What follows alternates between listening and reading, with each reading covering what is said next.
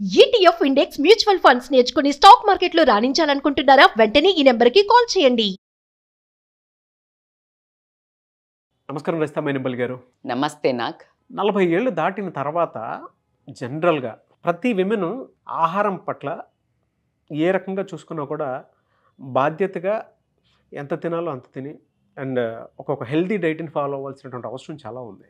Yes, as a lifestyle coach మీకు తెలుసు, as a nutritionist మీకు తెలుసు ఎలాంటి డైట్ తీసుకుంటే బాగుంటుంది. అండ్ పర్టికులర్గా ఈ 40 ఏళ్ల వయసులో ఉన్నప్పుడు అప్పటి నుంచి కనుక మనం చూసుకుంటే క్యారెక్టరిస్టిక్స్ కానీ ట్రైట్స్ కానీ ఏ విధంగా మనిషిలో వచ్చేటువంటి చేంజెస్ వచ్చేటువంటి అవకాశం ఉంటుంది? 40 ఏళ్ల వాళ్ళ మీద మనం చాలా వీడియోస్ చేస్తున్నాం బేసికల్గా. ఎందుకు అనంటే ఈ ఏజ్లో విపరీతమైన చేంజెస్, ఒకటి ఫిజికల్ చేంజెస్, ఒకటి ఎమోషనల్ చేంజెస్ మానసికంగా, ఇంకొకటి సొసైటీ పరంగా, అంటే సొసైటీలో కూడా వీళ్ళకు కొన్ని చేంజెస్ వస్తాయి. అవి ఏంటి అని మనం ఫాస్ట్గా మాట్లాడుకుంటే సొసైటీ పరంగా బ్యాక్ వద్దాం, ఎందుకంటే మీరు ఆరోగ్యం గురించి మనం హైలైట్ చేస్తున్నాం కాబట్టి. సొసైటీ పరంగా అన్నప్పుడు 30 ఏళ్ల వరకు అంటే ఇప్పుడు చదువుతున్నప్పుడు స్టార్టింగ్ 5th క్లాస్ నుంచి ఇంటర్ డిగ్రీ వరకు ఎవ్వరు పలకరివ్వరు. అయిపోయిన తర్వాత డిగ్రీ తర్వాత కానీ ఇంజనీరింగ్ తర్వాత కానీ ఏం అడుగుతారు, ఏం చేస్తున్నారు అని క్వశ్చన్ అడుగుతారు. పరిపక్వత వచ్చి ఫ్రూట్స్ తీసుకునే టైము. అట్లాగే ఇన్ని రోజులు జీవితంలో సంపాదించి ఏమి సెటిల్ అయ్యావు అనే స్ట్రెస్ వచ్చే టైం, ఇల్లా పిల్లల పెళ్ళిళ్ళ దాని అవుట్పుట్ చూపించే టైం, అవుట్పుట్ వస్తుంది. సో కరెక్ట్గా ఆ 40లోకి వచ్చే వరకు అందరికీ ఆ మదర్ ఫాదర్గా విమెన్గా ఎగ్జామినేషన్ రిజల్ట్స్ టైం. అయితే కొంతమంది 35 మార్క్స్ వస్తారు, కొంతమంది డిస్టింక్షన్లో వస్తారు. వీళ్ళు వీటి రియాక్షన్స్ని బట్టి మానసిక ఒత్తిడి రావడం జరుగుతుంది. ఇది సొసైటీ ఎగ్జామ్ అయిపోయింది. దీని ఇంపాక్ట్ ఎక్కడుంటుంది? మానసిక ఒత్తిడి మీద పడుతుంది. పిల్లలు సరిగా చదివినా చదవకపోయినా వీళ్ళకే స్ట్రెస్. అవునా? డబ్బులు సేవ్ చేసుకొని ఇల్లు సరిగా సెట్ చేసుకుని కొనుక్కున్నారా లేదా, లోన్లా అప్పులా, ఎవడైనా అప్పు తీసుకున్నోడు ఎగ్గొట్టాడా, లేకపోతే ఎన్నో సమస్యలు, అవన్నీ ఎవరి మీద పడుతుంది? వీళ్ళ మానసిక ఒత్తిడి మీద పడుతుంది. ఎప్పుడైతే ఈ రెండు ప్రిడామినెంట్ అయిపోయాయో 40లో, ద మోస్ట్ ఇంపార్టెంట్ నువ్వు ఫిజికల్గాని మర్చిపోవడం జరుగుతుంది. అసలు వీళ్ళకు ఆ తోవలో ఫస్ట్ ఆఫ్ ఆల్ 40+ వచ్చిందంటే ఇక అందం అంటావా అటకెక్కిపోయిద్ది, ఆరోగ్యం అంటావా అటకెక్కిపోయిద్ది, ఆలోచన విధానం అంతా వీటి మీద పడుతుంది. కానీ ఇక్కడి నుంచి అసలు ఇదే ఇంపార్టెంట్. ఇన్ని రోజులు నీకు ఏజ్ ఉంది కాబట్టికే, వయస్సు ఉంది, ఉడుకు రక్తము, నీ అవయవాలు నువ్వు తిన్నా తినకపోయినా అది పరిగెట్టిస్తుంది. ఇప్పుడు కొత్త బండి ఉంది, ఒక 1 ఇయర్ కానీ 8 months 6 months సర్వీసింగ్ ఇవ్వకపోయినా ఏమవుతుంది? మంచిగానే నడుస్తుంది. ఒక 5 ఏళ్ళు అయ్యాక ఏమవుతుంది? అది కుర్రో మొయ్యో అనుకుంటూ ఊరికే షెడ్కి వెళ్తుంటుందా, వెళుతుంటుంది. మరి మన బాడీ కూడా అంతే. నీకు 30లో రాదు ఆ కిరు చప్పుట్లు రావు, మోకాళ్ళల్లో అవా నడుము నొప్పి రాదు, మెడ నొప్పి రాదు, తలనొప్పి రాదు. ఎందుకు అంటే వయస్సు, ఉడుకు రక్తము, ఆ హీట్ జనరేటింగ్ తోటి నీ బాడీ మంచి ఫామ్లో ఉంటుంది. భయం వేస్తుందండి మీరు అలా చెప్తుంటే. అచ్చా 40 వస్తుందని భయపడతా. వెనకాల సొల్యూషన్ చెప్తాను కదా, టెన్షన్ ఎందుకు? నేను 40+ కదా, నేను బాగున్నాను కదా. డైట్ చెప్తారు కదా, నిజంగా మిమ్మల్ని చూసి అంటే మీరు అలా మాట్లాడుతుంటే కంటెంట్ ఓన్ చేసుకుని లోపలికి వెళ్ళేటప్పుడు ఆ పిక్చర్ చూస్తాం కదా. నాకు మా మదర్ గుర్తొచ్చారు, మా ఫాదర్ గుర్తొచ్చారు, దాని తర్వాత మా సరౌండింగ్లో ఉండేటువంటి వాళ్ళందరూ గుర్తొచ్చారు, తర్వాత నేనే కదా ఇంకా. True, but yes exactly why I said the before the కూడా స్టోరీ, బికాజ్ ఇది కాన్షియస్గా ఉండి ఇట్లా టెస్ట్లు ఇచ్చాము ఇదంతా ఆలోచించలే. కానీ 40కి రాగానే ఆ సమస్యల మూలంగానే ఆరోగ్య సమస్యలు వస్తున్నాయి అని నేను వీళ్ళకి కొంచెం విడమర్చి చెప్పడం జరుగుతుంది. ఇప్పుడు ఎందుకు మీరు అన్నది ఈ భయం కూడా క్రియేట్ చేయటానికి ఈ 30+ వాళ్ళకి కూడా. ఎందుకు అంటే నెగ్లెక్ట్ చేస్తారు ఈ టైంలో.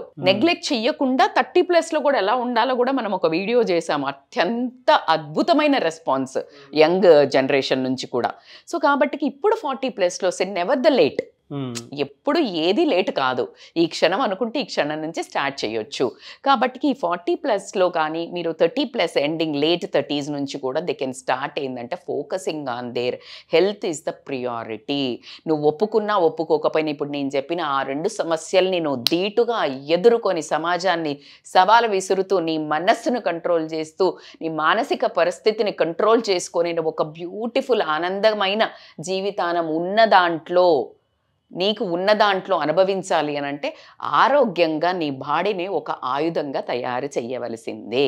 మరి ఆయుధంగా మారాలి అంటే ఏం చేయాలి మేడం అని అంటే కనుక నువ్వు తీసుకునే ఆహారం, నువ్వు లోపల వేసేది, ఎలా అయితే నువ్వు ఆ సమాజం ఇసిరేది గార్బేజ్, ఆలోచనల గార్బేజ్ తీసుకొని నువ్వు స్ట్రగుల్ అవుతున్నావో నీ ఫుడ్లో మంచిది గార్బేజ్ వేయకుండా చెత్త నింపకుండా ఆహారం గనక మంచిది వేసినట్టయితే మంచి రిజల్ట్ రావడం జరుగుతుంది. సో దాంట్లో ఫస్ట్ ఆకుకూరలు తీసుకోవాలి. అది ప్రపంచంలో అందరికీ తెలుసు.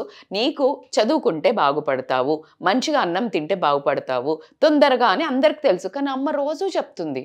నేను కూడా మన వ్యూవర్స్కి అంతే చెప్తూనే ఉంటాను, వాళ్ళు తిని బాగుపడే వరకు చెప్తూనే ఉంటాను. Leafy vegetable is the best for 40+ women. More intake అని చెప్తున్నా. ఇన్ని రోజులు ఏం చేస్తాను తెలుసా, పిల్లలు కదా ఆకుకూర తిన్నానా బలం వస్తుంది, ఏమండి ఆకుకూర తిను, ఇంత వండితే వాళ్ళకు 4 స్పూన్లు వేస్తే వీళ్ళ మిగిలిన లాస్ట్కి 1 స్పూన్ వేసుకుంటారు. దయ ఉంచి ఇప్పుడు 4 స్పూన్లు మీరు వేసుకోండి ఫస్ట్.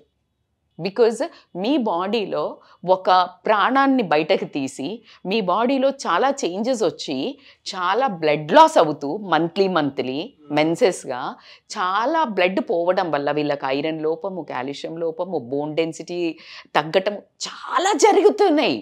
కానీ మీకు ఎర్లీగా పుట్టినప్పుడు ఏంటి మనం ఇగ్నోర్ చేసాం, ఇప్పుడు దాని సత్తా చూపించడం స్టార్ట్ చేస్తుంది. సో కాబట్టికే ఎప్పుడైతే మీరు లీఫీ వెజిటబుల్స్, అన్ని రకాల లీఫీ వెజిటబుల్స్ని మీ డైలీ డైట్లో వెజిటబుల్ జ్యూస్ అనుకోండి, లేకపోతే కర్రీ అనుకోండి, రోటి పచ్చళ్ళైనా కంపల్సరీ తినాలి. ఎందుకు మేడం అంటే దీంట్లో కాల్షియం ఉంటుంది, ఐరన్ పుష్కలంగా ఐరన్ ఉంటుంది, ప్రోటీన్ ఉంటుంది.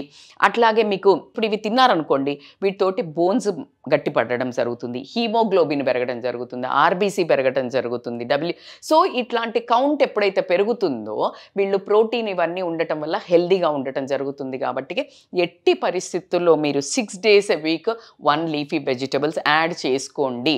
మీరు యాడ్ చేసుకొని నాకు కమెంట్ పెట్టండి డైలీ తింటున్నాము అని. Second one the most important అని కూడా చెప్తాను, దీన్ని కూడా నేను పల్సెస్.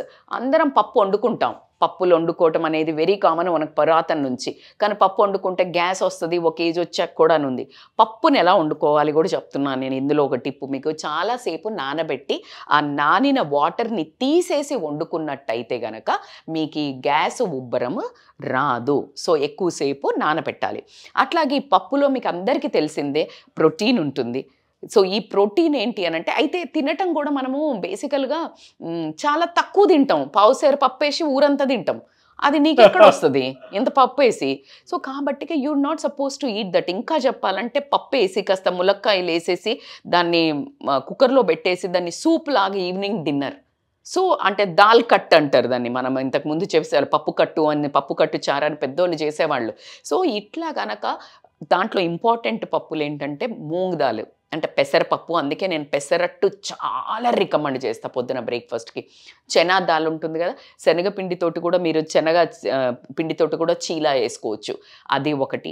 ఉరద్ దాల్ అందరం తింటున్నాం, ఏంటి మినపప్పు, ఇడ్లీ, దోశ. బట్ అంత సింపుల్ కార్బ్స్తో తినకుండా మిల్లెట్స్తో కానీ రాగులతో కానీ ఇడ్లీలు కానీ ఇట్లా చేసుకొని వెజిటబుల్స్ పెట్టుకొని. సో మేక్ ష్యూర్ ఇవన్నీ నేను చెప్పేవి కంపల్సరీ యాడ్ ఆన్ అయ్యేటట్టు. అండ్ ఇంకొకటి ఏంటి అని అంటే ఎగ్ డైలీ 1 egg తీసుకోండి. ఎల్లో ఎగ్ తినొద్దు అనేది లేదు. ఎల్లో ఎగ్లో మంచి కొలెస్ట్రాల్ కూడా ఉంది కాబట్టికే. అది కాకుండా దీంట్లో ప్రోటీన్ ఉంటుంది. 1 egg gives you 6 grams of protein. So around 80 calories అట్లానే ఉంటుంది depending on the egg size కాబట్టి they can have full egg. అట్లా కాకుండా ఎగ్ తీసుకున్నట్టయితే వీళ్ళకు omega-3 ఫ్యాటీ యాసిడ్స్ రావటం జరుగుతుంది. దీనివల్ల హార్ట్ స్ట్రోక్ కూడా కంట్రోల్ అవ్వటం జరుగుతుంది. అట్లా కాకుండా ప్రోటీన్ వస్తుంది కాబట్టి మజిల్ లాస్ అవ్వకుండా ఉంటుంది. ఎగ్లో ఇంకా ఇంపార్టెంట్ చెప్పాలంటే బయోటిన్ ఉంటుంది. ఈ బయట పూసుకునే మనం క్రీమ్లలో బయోటిన్ ఉంది, బయోటెక్ ఫేషియల్ అని వెళ్తున్నాం. But if you eat egg per day నీ మజిల్ మాస్ తగ్గకుండా చూసుకుంటుంది కాబట్టి ఖచ్చితంగా ఎగ్ కూడా ఇంక్లూడ్ చేసుకోండి. Boiled egg would be better. అది కాకుండా యాంటీ ఆక్సిడెంట్స్ ఈ రోజుల్లో అసలు పూసుకునే దగ్గర నుంచి తాగే దగ్గర నుంచి తినే దగ్గర ఏ యాడ్లో చూడండి రిచ్ ఇన్ యాంటీ ఆక్సిడెంట్స్ అని వస్తున్నాయి. సో యాంటీ ఆక్సిడెంట్స్ ఏంటంటే ఆక్సిడేషన్. సింపుల్గా చూపిస్తే మనము ఇప్పుడు యంగ్గా ఉన్నప్పుడు స్కిన్ ఇట్లా ఉంటుంది, కొంచెం ఓల్డ్ అవుతుంటే ఎలా చూపిస్తారు, ముడతలు ష్రింక్ అవుతుందా లేదా? ఆ ష్రింక్ అవ్వేదాన్ని ప్రాసెస్ని ఏమంటారు అంటే ఆక్సిడేషన్ అవుతుంది. ఫ్రీ రాడికల్స్ మన బాడీలో ఉండటం వల్ల ఏమవుతుందంటే ఆక్సిడేషన్ అయ్యి ముసలిగా అయిపోతాం. సో ఈ యాంటీ ఆక్సిడెంట్స్ తీయడం వల్ల ముసలిగా అయిపోవడం ఇక్కడ ఇంపార్టెంట్ కాదు, నీ అవసరం ఉన్న ఏజ్ కంటే ఎక్కువగా ఓల్డ్ అవ్వటం కూడా జరుగుతుంది చాలామంది సమస్యలకు అనుకూలం. సో ఈ బెర్రీస్ తీసుకోండి అండి మీరు. బెర్రీస్లో చాలా యాంటీ ఆక్సిడెంట్ ఉంటాయి. చెరీస్ కానీ, మల్బెర్రీస్ కానీ, బ్లూబెర్రీస్ కానీ విపరీతంగా ఇప్పుడు మనకు కూడా చాలా సోర్సెస్ అవైలబుల్ ఉన్నాయి. అట్లా కాకుండా నువ్వు యాంటీ ఆక్సిడెంట్ రిచ్ సోర్సెస్ని కనుక నువ్వు తీసుకున్నట్టంటే డార్క్ చాక్లెట్ తీసుకోనండి. అందుకే antioxidant when it comes to the black coffee కూడా మీరు గమనిస్తే నేను ఎక్కువ తాగుతూ బ్లాక్ కాఫీలో కూడా మీకు పాలిఫినాల్స్ ఉంటుంది. సో ఇవన్నీ ఏంటి అని అంటే antioxidants. Dark chocolate is one of the best antioxidant. So ఇవి తీసుకున్నట్టయితే మీకు ఈ యాంటీ ఆక్సిడెంట్స్ ద్వారా ఏమవుతుందంటే ఎపిక్ పేపర్ అని ఒకటి మీకు ఒక పేపర్ని ప్రజెంట్ చేశారు. ఎవరు అంటే మన లండన్ యూనివర్సిటీ వాళ్ళు. దీంట్లో ఏంటంటే మీరు యాంటీ ఆక్సిడెంట్ రిచ్ సోర్స్ ఉన్న ఫుడ్ని తీసుకోవటం వల్ల మీకు హార్ట్ స్ట్రోక్స్ కానీ క్యాన్సర్ రిలేటెడ్ థింగ్స్ని కానీ మీరు అవాయిడ్ చేయగలుగుతారు అని ప్రూఫ్స్తో సహా ఉండటం జరిగింది. సో కాబట్టి యాంటీ ఆక్సిడెంట్ ఉన్న ఆహారాన్ని ఎక్కువగా తీసుకోవడానికి మీరు ట్రై చేయండి. Last but not the least, ఒక ఏజ్ వచ్చాక పాలు తాగొద్దు, లాక్టోజ్ ఇంటాలరెంట్ ఉంటుంది, అరుగుదల ఉండదు అని అంటాం వాస్తవమే. కానీ కొంచెము ఆవు పాలన్నా లైట్గా మిల్క్ ఇంక్లూడ్ చేసుకోనన్నా కొంచెము కంపల్సరీ మిల్క్ అన్నా మీరు కర్డ్, ఇంకా చెప్పాలంటే ప్రిబయోటిక్ ఉంటుంది మిల్క్ ప్రోడక్ట్స్లో. లైట్ చీజ్ అంటే మంచి క్వాలిటీది ప్రాసెస్డ్ కానీ చీజ్ కానీ పన్నీర్ కానీ లేకపోతే బటర్ కానీ నెయ్యి కానీ ఇలాంటి వాటిలలో పెరుగులో కానీ ప్రోబయాటిక్ ఉంటుంది. ప్రోబయాటిక్ ఎందుకు తీసుకోవాలి మేడం అని అంటే సింపుల్ అండి, మీ గట్ ఎప్పుడైతే మీ డైజెస్టివ్ సిస్టమ్ హెల్దీగా ఉంటుందో మీరు ఆరోగ్యం ఉంటుంది. ప్రోబయాటిక్స్ అంటే ఏంటి అంటే పులిసిపోయినది అన్నట్టు.